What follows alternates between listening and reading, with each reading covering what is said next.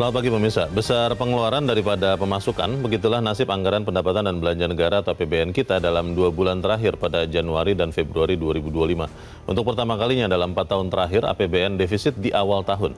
Program makan bergizi gratis kian memberatkan APBN karena di saat yang bersamaan negara juga harus membiayai program-program yang tidak dapat ditunda seperti bantuan sosial dan subsidi. Pemirsa, inilah editorial Media Indonesia di seri ini Jumat 14 Maret 2025 dengan tema Waspada Ngos-ngosan Anggaran Negara bersama saya Leonard Samosir. Dan Anda semua para pemirsa juga bisa ikut menyatakan pendapat Anda nanti dengan menelepon nomor telepon 021 583 99 100. Dan pemirsa, pagi ini telah hadir bersama saya anggota Dewan Redaksi Media Group Kania Sutisnawinata. Mbak Kania, selamat pagi. Selamat pagi, Leo. Sehat-sehat? Sehat-sehat. Kelihatannya anggarannya berimbang. Kita bicara soal anggaran negara yang untuk pertama kalinya seperti dikatakan dalam editorial, ternyata sudah defisit di 2 bulan pertama tahun ini. Tapi tadi di headline news Menteri Keuangan mengatakan anggaran defisitnya memang dirancang 2,53% loh dari PDB. Jadi ini masih masuk. Masih masuk, masih within target. Nah itu dia. Jadi pesannya editorial apa Mbak Kania? Pesannya editorial begini. Di luar kebiasaan lah paling tidak begitu ya, kalau melihat dari paling tidak kan kita ada punya data gitu ya 4 tahun terakhir gitu, kalau kita bicara dari data tahun per tahunnya gitu, perbandingan dari tahun sebelumnya paling tidak ya 4 tahun terakhir ini kan selalu surplus begitu. Nah untuk pertama kalinya ya kita lihat dari tahun Februari Februari 2022 itu kan surplus, Februari 2023 surplus, Februari 2024 surplus, di Februari 2025 ini defisit begitu ya, Januari sampai dengan Februari defisit begitu ya. Dan ini di luar kebiasaan gitu, karena ini di luar kebiasaan jadi kita mengatakan bahwa ini sesuatu yang harus diwaspadai ke depannya begitu. Jadi ini sesuatu yang di luar kebiasaan, di luar catatan lainnya begitu ya, melihat bahwa di bulan Januari kemarin itu kan juga di luar kebiasaan tradisinya biasanya gitu kan, untuk laporan anggaran itu kan biasanya juga ada APBN kita yang tiap biasanya bulan, tiap bulan itu disampaikan, kita melihat ada sesuatu lah ya begitu yang kemudian ada mundur, ada yang ditarik kembali begitu dan lain sebagainya. Tapi kemudian kita dengarkan kemarin di rapel gitu, walaupun juga molor dan lain sebagainya, tapi kemudian disampaikan dan hasilnya seperti yang kita dengarkan kemarin. Dan Bu Menkyu mengatakan masih within target gitu ya, walaupun defisit gitu ya 0,31 dari PDB. Ini yang kemudian menjadi pertanyaan juga, apakah within target ini tidak kemudian membuka kesempatan untuk menata ulang juga begitu, apakah belanja negara dan lain sebagainya sudah sesuai gitu ya dengan keberlanjutan dari anggaran sampai dengan akhir tahun gitulah kurang lebih, untuk memastikan bahwa ruang fiskal kita yang sempit ini bisa dikelola dengan lebih baik supaya tidak ngos-ngosan begitu ya. Apakah belanja negara ini tahapan-tahapannya paling tidak sudah dilakukan dengan tepat gitu, karena kemudian dikaitkan lagi juga dengan kondisi secara global, karena itu kemudian yang juga menjadi sorotan gitu ya. Kalau saya boleh mengutip apa yang disampaikan oleh Bu Menkyu juga gitu saat membuka paparan, bahwa pelaksanaan APBN ini adalah pelaksanaan instrumen keuangan negara yang begitu penting untuk mencapai tujuan-tujuan prioritas dari Presiden, karena itu tema mengenai agility ya, itu menjadi penting untuk menjaga kehati-hatian APBN. Menjadi sangat penting, itu yang disampaikan oleh Bu Menteri. Jadi kalau kita bicara soal kehati-hatian menjadi penting ya ini sebenarnya kan apa yang disampaikan oleh Bu Menteri juga begitu ya, tema dari editorial kita pada pagi hari ini. Pertanyaannya kalau saya baca di dalam editorial ini Mbak Kania, di bagian tengah pemirsa Anda bisa lihat nanti dan mendengarkan barusan, adalah bagaimana kemudian program-program yang populis itu boleh diperhatikan untuk kemudian tidak membuat anggaran lebih defisit di awal. Bagaimana kemudian program-program yang populis memang untuk populi, untuk rakyat, tapi tetap memperhatikan kesehatan keuangan. Apakah itu memang akan bisa dilakukan? Kita akan bahas itu, Mbak Kania. Poin-poinnya adalah kesejahteraan secara umum ya. Kesejahteraan secara umum, kita akan bahas itu. Dan pemirsa, nilai editorial Media Indonesia untuk hari ini Jumat 14 Maret 2025, Waspada Ngos-ngosan Anggaran Negara.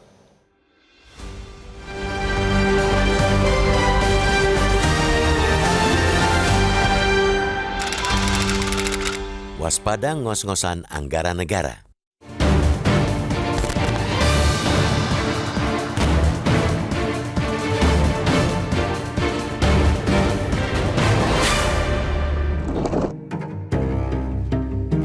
Besar pengeluaran daripada pemasukan. Begitulah nasib anggaran pendapatan dan belanja negara atau APBN kita dalam 2 bulan terakhir, Januari dan Februari 2025. Untuk pertama kalinya dalam 4 tahun terakhir APBN defisit di awal tahun. Menteri Keuangan Sri Mulyani mengatakan, hingga akhir Februari 2025, APBN tekor sampai 31,2 triliun rupiah atau 0,13% terhadap produk domestik bruto atau PDB. Pendapatan negara tercatat 316,9 triliun rupiah. Sementara itu belanja negara menghabiskan anggaran 348,1 triliun rupiah. Dompet APBN tekor di awal tahun sejatinya sudah dapat diprediksi sejak jauh hari saat Presiden Prabowo Subianto mengumumkan postur kabinetnya pada Oktober 2024 silam. Hal itu tentunya akan membuat belanja pemerintah di APBN ikut membengkak. Tak berhenti di situ, pemerintah juga langsung gaspol di awal tahun menjalankan program-program berbiaya besar. Program makan bergizi gratis yang ditujukan bagi seluruh anak sekolah dan ibu hamil di seantero negeri. Misalnya, hingga 12 Maret 2025 sudah menghabiskan 710,5 miliar rupiah. Anggaran program itu pun masih akan dinaikkan pemerintah dari 71 triliun rupiah menjadi 171 triliun rupiah di tahun ini. APBN makin berat karena di saat yang bersamaan negara juga harus membiayai program-program yang tak dapat ditunda seperti bantuan sosial dan subsidi. Wajah APBN yang defisit itu tentu menjadi cermin betapa masih banyaknya keinginan bermanuver di tengah kantong yang cekak. Pemasukan negara masih lesu sejak awal tahun karena sama dengan tahun sebelumnya, daya beli masyarakat juga masih lesu. Pendapatan pajak dari konsumsi masyarakat kini sulit diharapkan karena masyarakat yang strata ekonominya turun kelas terus bertambah. Karena itu, pemerintah perlu menata ulang prioritas belanja dengan tidak usah memaksakan diri kalau dompet masih kempes. Jika program makan bergizi gratis sudah kadung menjadi janji politik saat kampanye dulu, masyarakat juga sadar pelunasan janji itu masih bisa ditunda asalkan janji memajukan kesejahteraan umum didahulukan pemerintah. Begitu pula dengan program-program populis lainnya serta belanja yang tidak mendukung pemulihan ekonomi dan pengurangan kemiskinan. Semua itu harus dievaluasi agar ruang fiskal pemerintah kembali lebar. Namun, jika pemerintah tetap memaksakan diri dengan program-program populisnya, bukannya ruang fiskal longgar yang didapat, namun justru defisit APBN yang akan semakin melebar. Jika sudah begini, mudah sekali ditebak langkah pemerintah selanjutnya. Mencari utang. Mengambil utang sejatinya memang bukan barang haram jika penggunaannya untuk kebutuhan produktif. Namun jika berutang untuk konsumsi, maka akan menjerat fiskal untuk jangka panjang dan pemerintahan mendatang.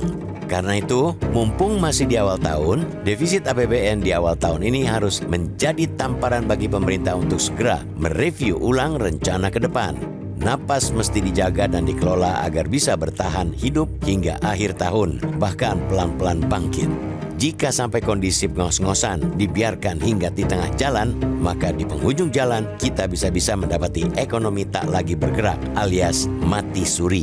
Kita semua tentu tidak menghendaki hal itu terjadi.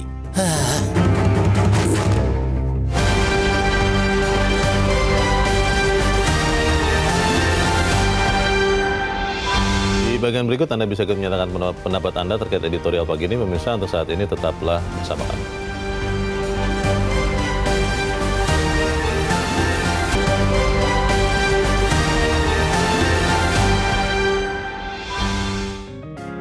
Media Indonesia mengajak Anda untuk mengakses fitur premium e-paper. Dengan sajian konten berbasis intelektual dan meneguhkan kebangsaan, Media Indonesia tampil dengan lebih dinamis melalui e-paper Media Indonesia yang dapat Anda akses kapan saja, di mana saja. Caranya mudah, download aplikasi Media Indonesia di Android atau ketik link e-paper.mediaindonesia.com atau bisa scan QR Code pada layar kaca Anda. Klik tab e-paper di bagian samping layar tablet Anda. Daftarkan data diri, serta pilih paket berlangganan e-paper Media Indonesia sesuai dengan kebutuhan Anda. Nikmati juga bonus spesial tambahan 4 halaman rubrik fokus setiap hari. Semua bisa Anda dapatkan hanya di e-paper Media Indonesia. Untuk informasi lebih lanjut, hubungi customer service di nomor 0811 1201 2018 atau kunjungi media sosial @mediaindonesia. Media Indonesia, referensi bangsa.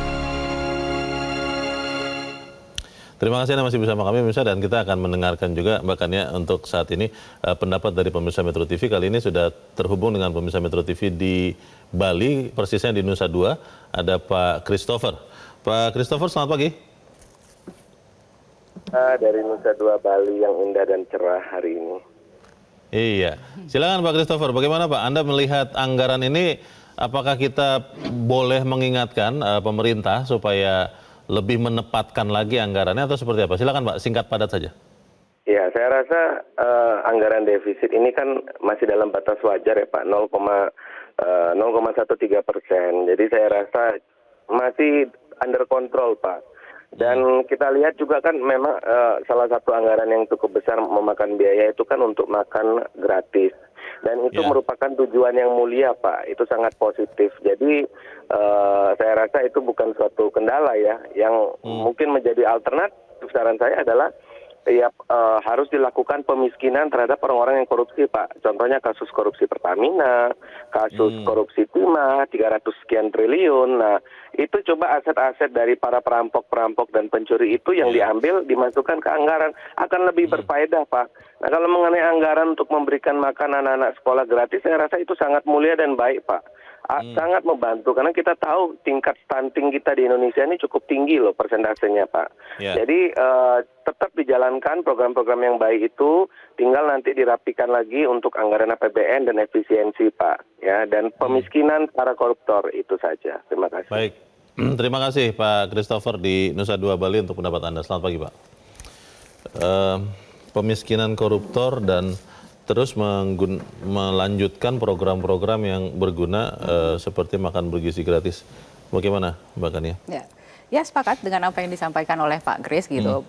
Poinnya apa yang kemudian tadi juga mungkin kalau kita bisa simpulkan yang disampaikan itu kalau ketika kita mengevaluasi ulang gitu. Ya sama gitu ya bahwa ketika Bu Menkyu mengatakan bahwa defisit di 2 bulan pertama ini masih within target, kita percayakan kepada pemerintah gitu ya bahwa kemudian pengelolaan ke depan itu perlu diwaspadai, ya kita percayakan lagi juga kepada pemerintah untuk melihat kembali begitu kalau kita bicara mengenai program belanja yang mungkin harus diprioritaskan ke depan, utamanya adalah program belanja yang tentunya memulihkan ekonomi dan kemudian juga mengentaskan kemiskinan gitu ya. Kita kembalikan kepada program-program yang memang sesuai dengan prioritas seperti itu gitu, seperti yang tadi juga disampaikan oleh Pak Kris gitu bahwa kemudian program MBG tujuannya mulia tentunya itu kita sepakat begitu ya bahwa memang stunting adalah salah satu yang memang harus kita patahkan terutama kalau menyangkut anak-anak kita gitu. Itu adalah program jangka panjang ke depan yang memang harus kita utamakan dan kita prioritaskan gitu. Di berbagai pemberitaan banyak ekonom, banyak pengamat juga mungkin beberapa pengusaha bahkan mengatakan bahwa ada fenomena kemungkinan pelemahan daya beli masyarakat dan itu terpotret lewat angka deflasi tahunan yang pertama kali ya Februari lalu. Pertanyaannya adalah bagaimana kemudian kita melihat APBN sebagai salah satu pendorong perekonomian bangsa ini benar-benar bisa dimanfaatkan dengan optimal, karena kalau kemudian misalnya defisit ini tidak terjaga dengan baik kan berbahaya juga ya. Bagaimana Mbak? Ya lagi-lagi kita kembali percayakan kepada pemerintah begitu untuk menata ulang begitu kan kita sudah melihat ya program-program paling tidak kebijakan secara umumnya begitu apa yang kita akan apa yang akan dilakukan oleh pemerintah ke depannya begitu ya. Kalau kemudian dari Bu Menkyu mengatakan within target berarti kalau dari 0,31 dari PDB itu masih within target dari 2,53%. Seharusnya program-program yang nanti akan dilaksanakan itu semuanya akan didorong untuk mengangkat daya beli, terutama kalau kita bicara mengenai misalnya mengapa, itu seperti yang juga disampaikan oleh Bu Menteri ya, kenapa kemudian terjadi deflasi di 2 bulan pertama, penjelasan dari Bu Menteri adalah itu adalah kebijakan yang memang sengaja dilakukan, terutama kaitannya dengan tarif dasar listrik, diskon listrik yang kemudian dilakukan untuk 2 bulan pertama, gitu. Nah, kedepannya mungkin ya perlu dilakukan lagi strategi lanjutannya apalagi nih, gitu, untuk mendorong atau paling tidak menopang ya, gitu, jika terjadi pelemahan daya beli. Karena kemudian itu juga masih tetap di counter juga oleh pemerintah begitu, masih harus dilihat lagi data-data yang sekarang tersedia itu seperti apa. Oke, kita harus jeda lagi Mbak Kania dan pemirsa tetaplah bersama kami Editorial Media Indonesia segera kembali.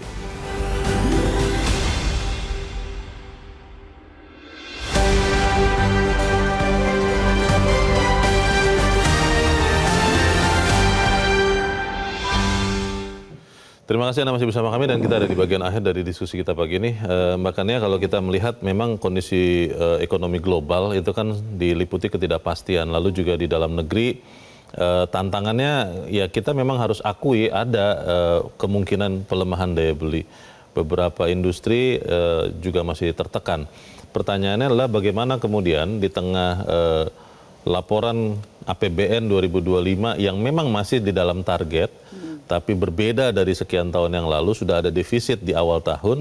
Pemerintah tetap berhati-hati dan pemerintah juga tetap mau mendengarkan masukan-masukan yang konstruktif khususnya dari para pelaku bisnis dan ekonom. Bagaimana Mbak Kania?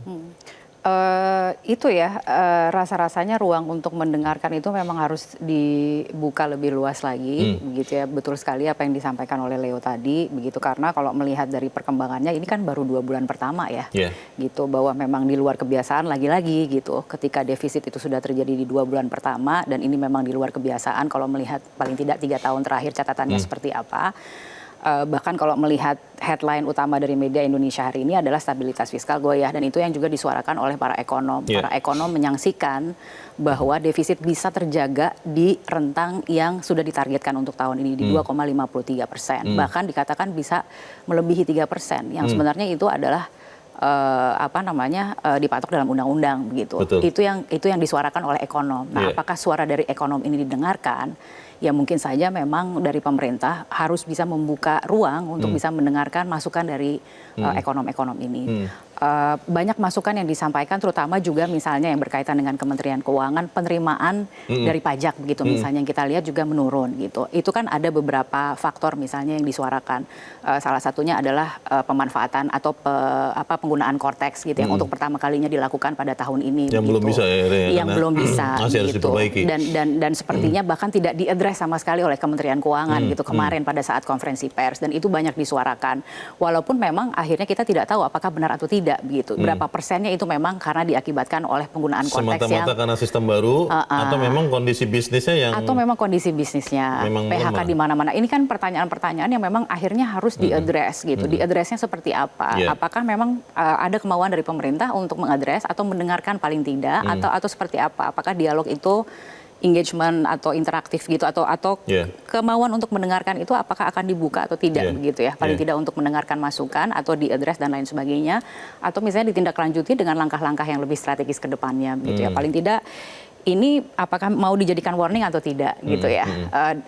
Para ekonom ini kan punya ilmu ya gitu ya, paling tidak, dan mereka juga bisa melihat trennya seperti apa. Nah, tren ini kan sebenarnya sesuatu yang mungkin bisa dijadikan landasan gitu ya dari tahun-tahun sebelumnya, dan juga bisa diproyeksikan untuk tahun kedepannya apakah ini akan berlaku atau tidak.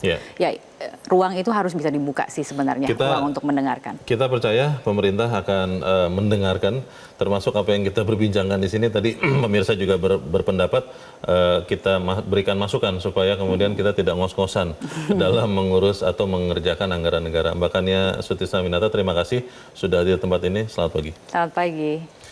Pemirsa, defisit APBN di awal tahun harus menjadi tamparan bagi pemerintah, peringatan bagi pemerintah untuk segera mereview ulang rencana ke depan. Napas harus dijaga dan dikelola agar bisa bertahan hidup hingga akhir tahun, bahkan pelan-pelan bangkit. Kalau sampai ngos-ngosan ini dibiarkan hingga di tengah jalan, bisa jadi di penghujung jalan kita mendapati ekonomi tidak lagi bergerak. Saya Leonard Samosir, berterima kasih Anda sudah menyimak editorial Media Indonesia Satu pagi ini. Terus jaga kesehatan Anda, terus jaga nurani Anda. Selamat pagi, sampai jumpa.